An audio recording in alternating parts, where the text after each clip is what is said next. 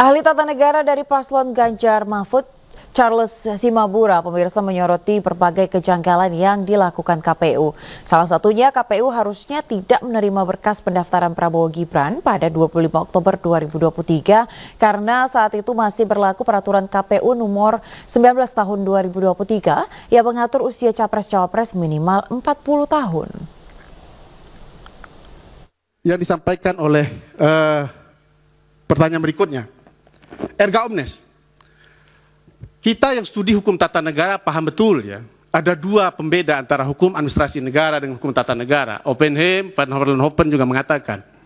Hukum tata negara itu adalah hukum yang mengkaji negara dalam keadaan diam. Hukum administrasi negara itu mengkaji negara dalam keadaan bergerak. Putusan Mahkamah Konstitusi, putusan Mahkamah Konstitusi, undang-undang, konstitusi itu negara dalam keadaan diam. Dia akan dilaksanakan oleh hukum administrasi negara. Dia tidak akan bisa berjalan kalau tidak ada aturan pelaksananya.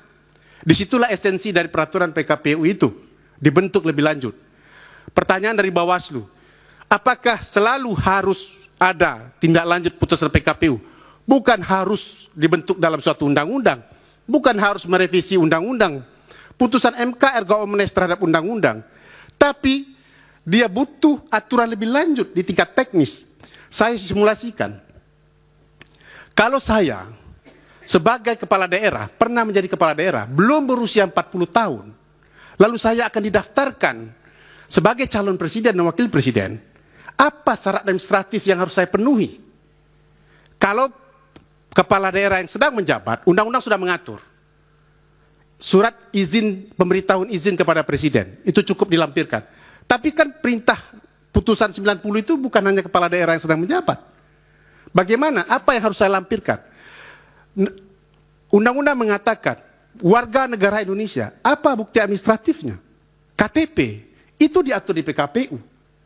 Sedemikian pentingnya peraturan PKPU itu, kenapa kalau tidak ada itu maka dia tidak akan bisa dilaksanakan. Dan disinilah kehilapan PKPU 2023 yang tidak mengatur secara komprehensif turunan lebih lanjut dari putusan 90 itu. Kenapa dia hanya fokus pada kepala daerah yang sedang menjabat tapi usianya belum 40 tahun, yaitu saudara Gibran. 9 Oktober untuk berita acara, pengundangan PKPU 19, lalu 3 November itu PKPU 2023. Artinya ada rentang waktu dari 9 Oktober sampai 2023, 25 Oktober penerimaan pencalonan Prabowo Gibran, artinya belum PKPU itu diubah. Jadi clear di situ. Kenapa berita acara itu kemudian dianggap sebagai suatu kesalahan oleh DKPP? Karena sejatinya berita acara itu kan memuat suatu peristiwa hukum, suatu keterangan mengenai peristiwa hukum, baik waktu dan tempat peristiwa itu dilakukan dan terjadi.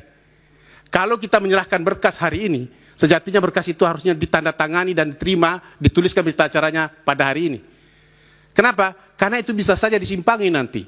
Bisa saja kalau ada niat buruk, ya, salah satu pihak berdalih, saya sudah menyerahkan berkas saya pada tanggal 19 Oktober. Saya sudah lengkap menyerahkan. Tiba-tiba pihak KPU mengatakan belum lengkap. Apa pegangan para pihak?